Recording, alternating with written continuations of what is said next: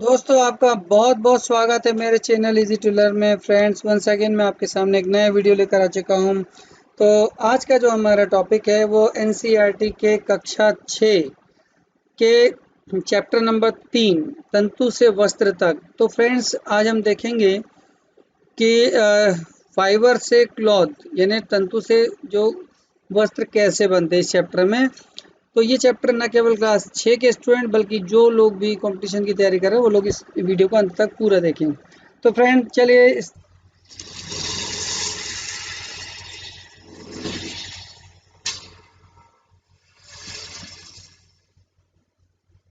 Start करते हैं। तंतु से वस्त्र तक चैप्टर का जो नाम है पहली और बूजो ने अपने स्कूलों में आयोजित एक प्रतियोगिता है, विज्ञान प्रश्नोत्तरी प्रतियोगिता में प्रथम पुरस्कार जीता। वे दोनों अत्यधिक उत्तेजित थे। उन्होंने जो प्राप्त हुई पुरस्कार राशि से अपने माता पिता के लिए वस्त्र खरीदने का निश्चय किया। वे कपड़े की दुकान पर वस्त्र सामग्री की विस्तृत विविधता देखकर उलझन में फंस गए। अब देखो, जब भी हम किसी स्टोर पे जाते हैं तो बहुत वैरायटी के जो अपने को ड्रेसेस मिलती है, तो कौन सी खरीदे कौन सी नहीं खरीदे।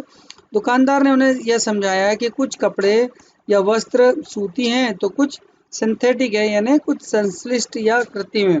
उनके पास ऊनी मफलर है, शॉल है, दुकानों में बहुत सी रेशमी साड़ियाँ भी हैं। अब पहली और बूझो अत्यधिक उत्तेजित दिखाई दे रहे थे।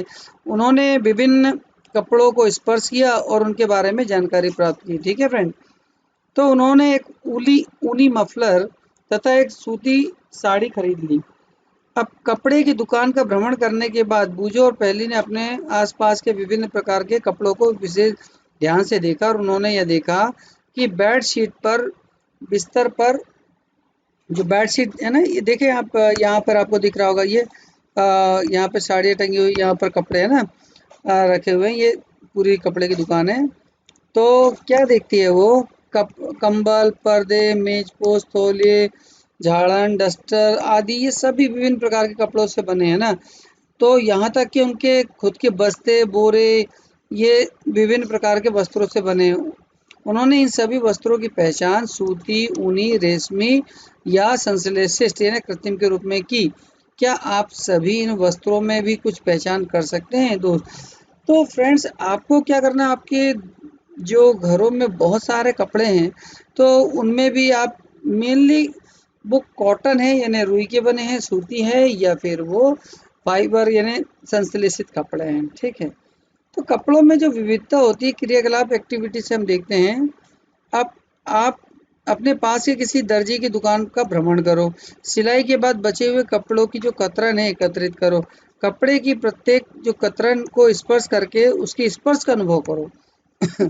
तो दर्जी की सहायता से कुछ पूछकर कपड़ों पर सूती, रेशमी, ऊनी, संश्लेषित के लेबल लगाने का प्रयास करो। इसमें आप टेलर की भी हेल्प ले सकते हैं। ठीक है। तो क्या आप जानना चाहते हैं कि ये कपड़े किस प्रकार बनते हैं? क्या आपने कपड़ों का अवलोकन करते हैं तो एक सतत प्रतीत होता है, एक टुकड़ा लगातार उनका एक धागा जैसा चलता रहता है। अब इसे ध्यान से देखो और आप बताओ आपने क्या देखा।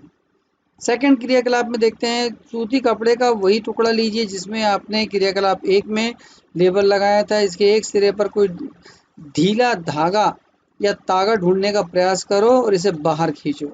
यदि कोई ढीला इसमें कोई तागा दिखाई ना दे तो कोई पिन या सुई की सहायता से आप इसको धीरे धीरे बाहर खींच सकते हैं। जैसे ये आप देख रहे हैं, यहाँ पर ये एक्टिविटी से ये खींचने का प्रयास कर रहा है। तो क्या होता है, ये देखते हैं कि तागों को एक साथ व्यवस्थित करने पर ही वस्त्र बना है। ये तागे बनते किससे हैं? तो आपको ये धागा देखना है या तागा देखना है बनता किससे है। तो इसको जो फ्रेंड्स समझने के लिए अपन क्या करते हैं, देखो एक तंतु क्रियाकलाप 3 देखते हैं पहले। किसी सूती कपड़े के टुकड़े से कोई तागा बाहर निकालो और इस तागे के टुकड़े को मेज पर रखो। तागे के टुकड़े के एक सिरे को अंगूठे से दबाइए और तागे के दूसरे सिरे को लंबाई के अनुदिश अपने नाखून से खरोचिए। क्या आपने इसके सिरे पर कुछ देखा? ये तागा पतली लड़ियों में विखंडित हो गया। ठीक है। अब उसमें भी देखो आप पतली पतले, उसमें भी आपको लाइनें दिखाई देगी, ठीक है। जैसे ये देख रहे हैं आप लोग, ये इन्होंने एक धागा निकाला है ना, अब इसको भी इन्होंने खींच के देखा तो ये और पतली पतली लड़ियों में विखंडित हो गया ना, बढ़ गया। तो सुई में तागा को पिरोने का हम प्रयास करते हैं फ्रेंड्स, ठीक है।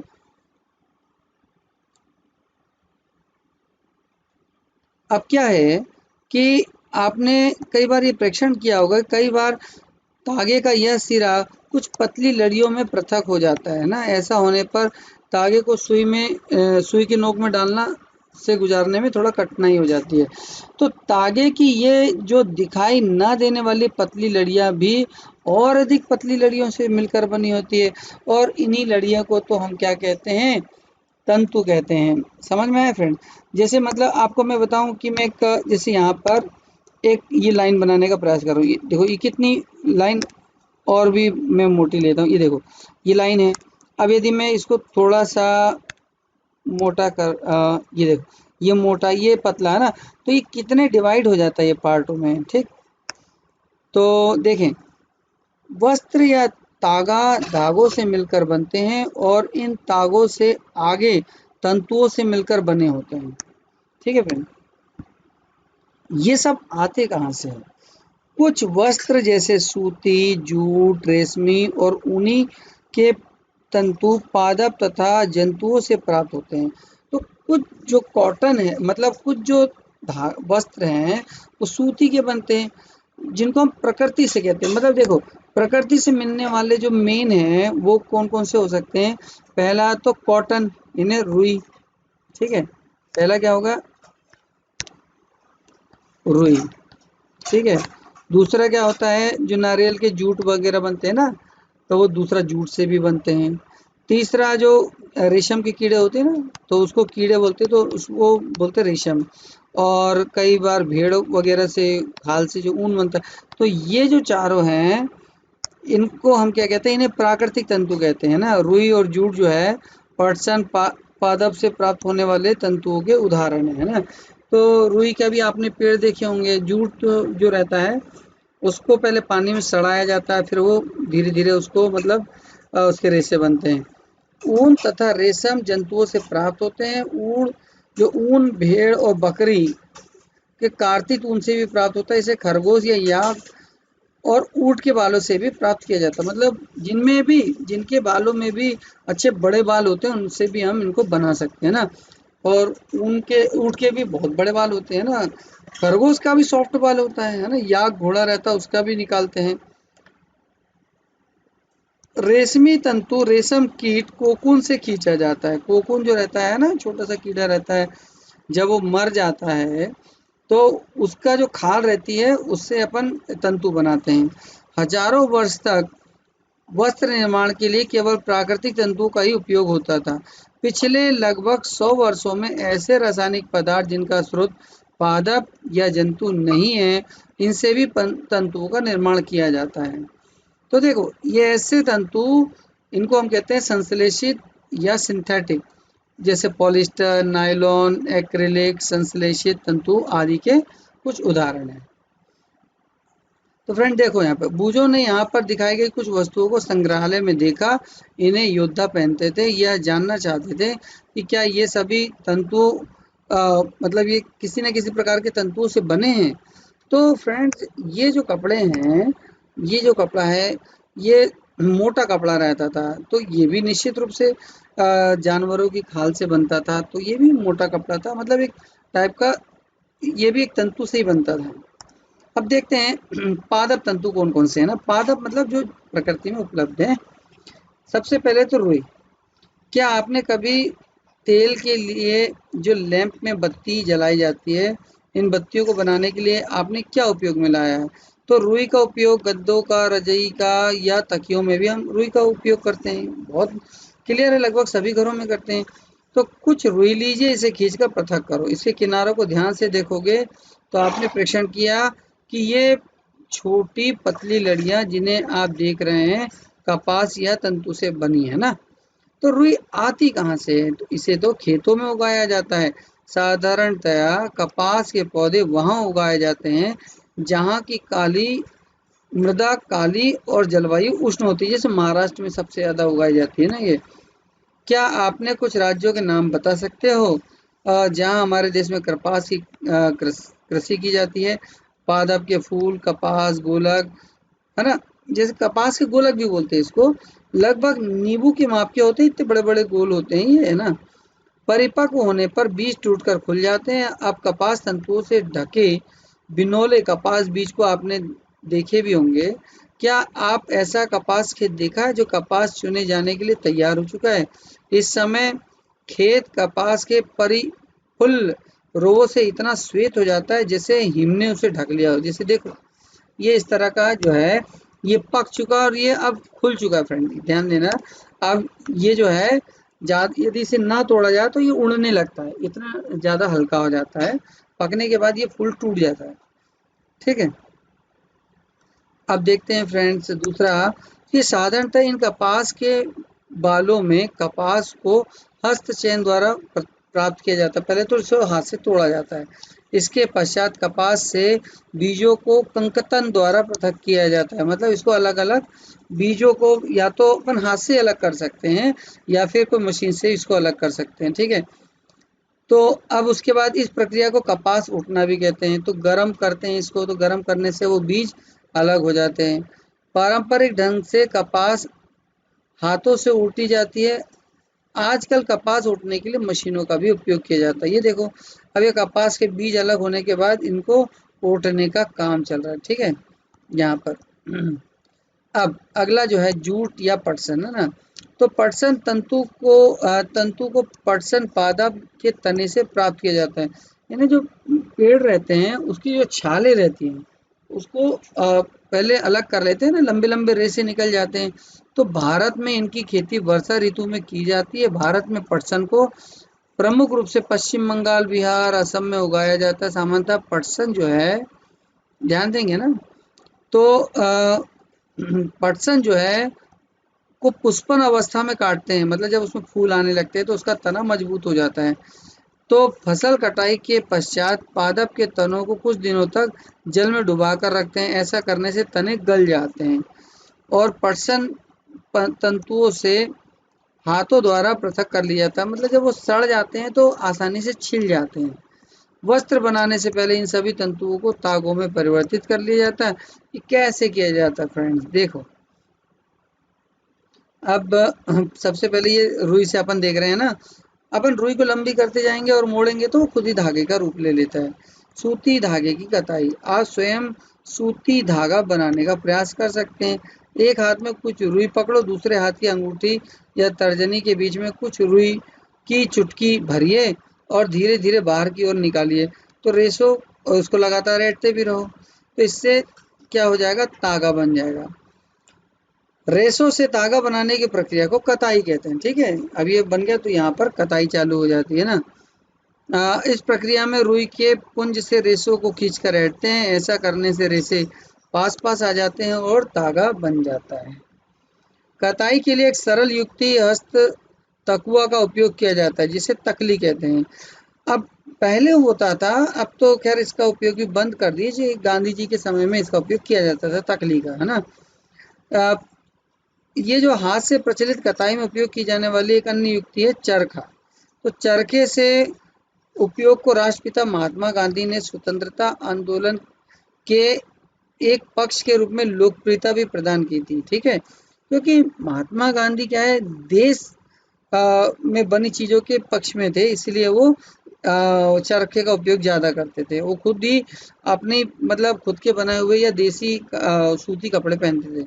उन्होंने लोगों को हाथ से कते तागों से बुने वस्त्रों को पहनने और ब्रिटेन की मिलों में बने आयातित कपड़ों को बहिष्कार करने के लिए भी प्रोत्साहित किया था, क्योंकि वो क्या विदेशी सामान का बहिष्कार करने के पक्ष में थे। तो ये देखो ये इस तरह का यहाँ पर ये क्या चल रहा है, ये चरखा चल रहा है ना। यहाँ पर धीरे धीरे धागों को इसमें लपेटा जाता है तो ये लंबा हो जाता है। तो वृहद पैमाने पर तागों की कटाई का कार्य जो कताई मशीन की सहायता से किया जाता है। कताई के पश्चात तागों का उपयोग वस्त्र बनाने में किया जाता है। अब तागों से वस्त्र बनाना है, तो तागों से वस्त्र बनाने की कई विधियां, इसमें से दो प्रमुख विधियां बुनाई और बंधाई है। बुनाई क्रियाकलाप दो में आपने देखा होगा कि वस्त्र तागों के दो सेट है जिन्हें एक साथ व्यवस्थित किया जाता है, इनसे मिलकर बनते हैं। तागों के दो सेटों को आपस में व्यवस्थित करके वस्त्र बनाने की प्रक्रिया को बुनाई या वीविंग कहते हैं ना।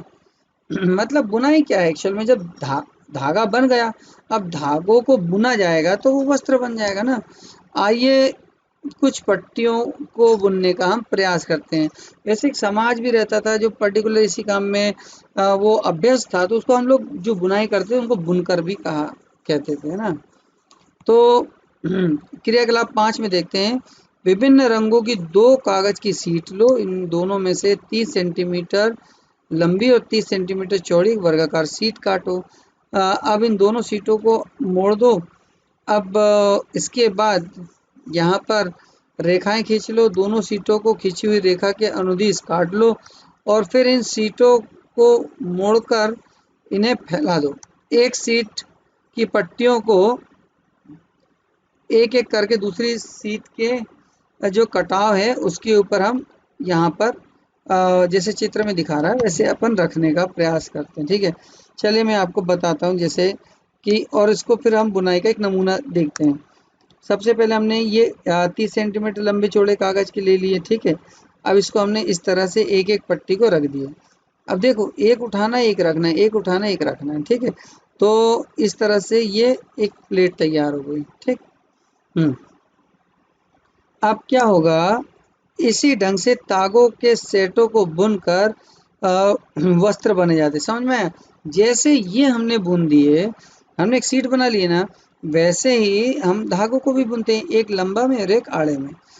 तागे वास्तव में कागज की पट्टियों की तुलना में बहुत पतले होते हैं। वस्त्रों की बुनाई करघों पर की जाती है। करघे या तो हस्त प्रचलित होते हैं या विद्युत प्रचलित होते हैं। ये देखो, ये करघा बना हुआ, ठीक है, ये दिख रहा है यहाँ पर। ये जो महिला है ये इसको अपन बुन रही है। तो पहले धागे की लंबे लंबे बना लेंगे और फिर इसमें आड़े में धागा फंसाते जाते हैं। तो अब देखिए यहाँ पर एक विशेष प्रकार की बुनाई। क्या आपने कभी ध्यान से देखा कि स्वेटर किस प्रकार बुनते हैं? इसकी बुनाई में एकल धागे का उपयोग वस्त्र के टुकड़े को बनाने में किया जाता है ना। अब क्या आपने कभी किसी फटे हुए मोजे के किसी धागे को खींच कर देखा?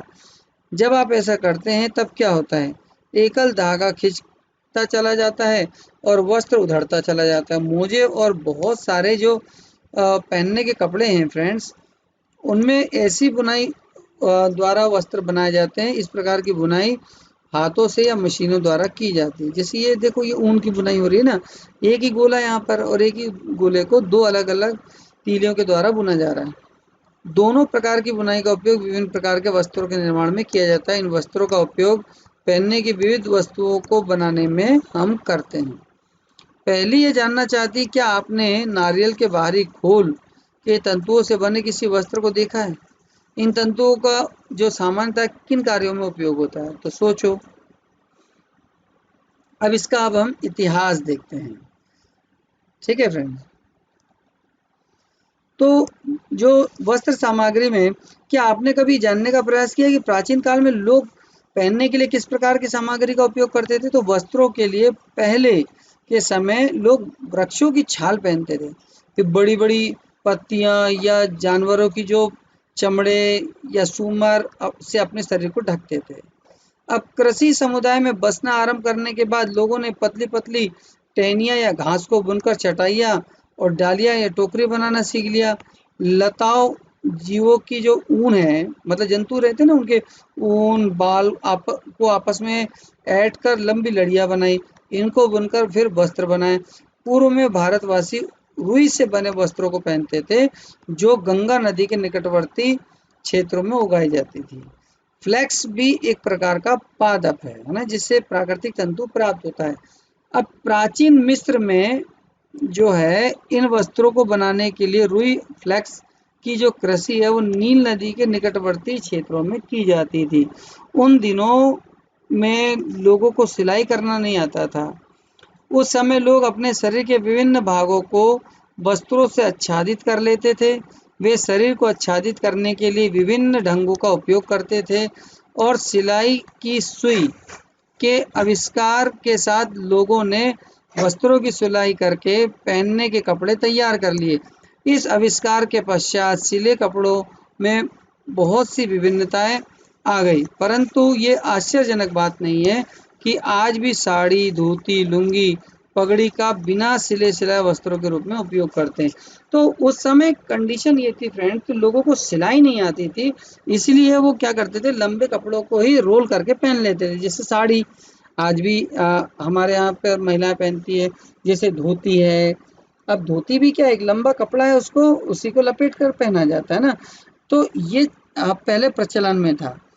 अब जिस प्रकार से समस्त देश में खाए जाने वाले भोजन में अत्यधिक विविधताएं देखने को मिलती है, ठीक वैसे ही उनके वस्त्रों में एवं पहनने की वस्तुओं में भी अत्यधिक विविधता हमें प्राप्त होती है फ्रेंड्स। तो चलिए यहाँ पर हमारा चैप्टर की रीडिंग एंड हुई। शब्द क्या क्या थे? रुई, वस्त्र, तंतु, कताई, बुनाई, तागा। रुई तो जो पेड़ में मिलती है, वस्त्र जो हम पहनते हैं ना, जो बनते हैं, तंतु रुई से बनकर एक पतली लड़ी बनती है।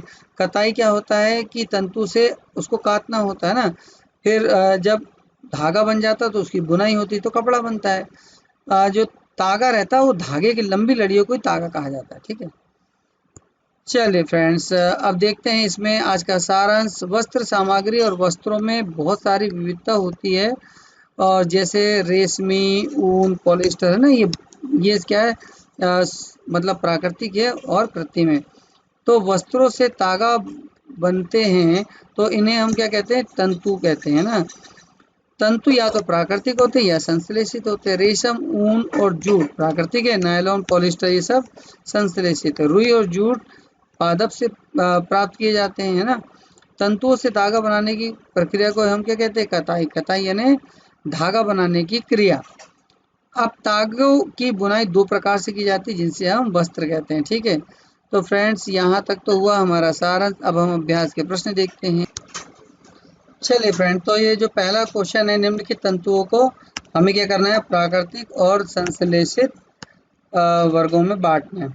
तो मैं आपको सबसे पहले क्या करता हूँ कि अपन प्राकृतिक ढूंढते। तो प्राकृतिक में क्या आएगा? देखो, ऊन प्राकृतिक है, रुई प्राकृतिक है, रेशम प्राकृतिक है ना, पटसन यानी जूट प्राकृतिक है। तो ये हो गए प्राकृतिक। ठीक है, और अब जो रह जाएगा वो सब क्या रह जाएगा? सब के सब संश्लेषित, जैसे नायलॉन और पॉलिस्टर, ये संश्लेषित है। तंतुओं से धागा यानी या तंतुओं से धागा या तागा बनता है। तो फ्रेंड्स, पहला जो ट्रू फॉल्स है वो करेक्ट है ना, तंतुओं से तो धागा बनेगा। कताई वस्त्र निर्माण की एक प्रक्रिया बिल्कुल गलत है। कताई से जो रहता है वो तो तागा बनता है ना, तो ना कि वस्त्र बनता है। जूट नारियल का बाहरी आवरण नहीं होता, बल्कि पेड़ का ये छाल होती है। रुई बिनोले को हटाने की प्रक्रिया को उठना कहते हैं। करेक्ट, क्योंकि ये बीज से हटाया जाता है ना। तागों की बुनाई से वस्त्र को बुना जाता है, बिल्कुल धागे से ही तो वस्त्र बनेगा। रेशम किसी पादप के तने से प्राप्त होता नहीं, रेशम तो कीड़ों से प्राप्त होता है। पॉलिस्टर एक प्राकृतिक तंतु, बिल्कुल नहीं, ये तो एक संश्लेषित है। अगला, पादप तंतु के उदाहरण जैसे रुई और जूट। ठीक, और जांतों में अपन ले लेते हैं जैसे रेशम। ठीक है, और इसके अलावा रेशम के अलावा कौन से ले लें? जांतों में ऊन, ये क्या है? जांतों। ठीक है, रुई और जूट पादप के किन भागों से प्राप्त होता है? तो जो रुई है फ्रेंड्स, वो वास्तव में बीज से प्राप्त होता है, बीज या फिर फल। ठीक है ना, फल है ये तो। अब अगला जो है जूट, तो जूट जो है वो तो इसका क्या रहता है? तना वाला भाग रहता है ना उनके पेड़ पौधों का। अगला, नारियल के तंतु से बनने वाली दो वस्तुओं के नाम। तो नारियल से क्या बनता है? पहला तो चटाई बनती है। ठीक है, दरी बनती है, और इसके अलावा फ्रेंड्स नारियल से और आपने क्या देखे होंगे? रस्सियाँ बनती है ना। ठीक है, फिर रस्सी भी बनती है। चलिए, तंतु से धागा निर्माण करने की प्रक्रिया समझाओ। तो तंतु से जो धागा बनने की प्रक्रिया है फ्रेंड्स, सबसे पहले तो हम क्या बनाते हैं, उसको पहले तो ऊटा जाता है, ठीक है, ऊटना पहला काम होता है। फिर उसके बाद जब वो ऊट जाता है तो फिर उसके बाद उसे तागा बनाया जाता है ना। तागा, इस क्रिया को क्या कहते हैं अपन, जैसे तागा हो गया तो तागा बनने की जो क्रिया, मतलब एक प्रकार से बुनकर ही मान लो आप, तो ठीक है। तो अब तागा बन गया तो उसके बाद फिर क्या होती है, बुनाई होती है। तो इस तरह से इसमें कपड़े बनाए जाते हैं, ठीक है। चलिए, तो फ्रेंड्स ये हमारा छोटा सा वीडियो था, और जो लोग पहली बार जुड़े हैं वो उसको सब्सक्राइब कर लें, और कमेंट बॉक्स में अवश्य लिखिए कि आपको ये वीडियो कैसा लगा। अपने दोस्तों के साथ इसको शेयर करें। तो मेरे अगले आने वाले वीडियो तक के लिए थैंक्स फॉर वॉचिंग।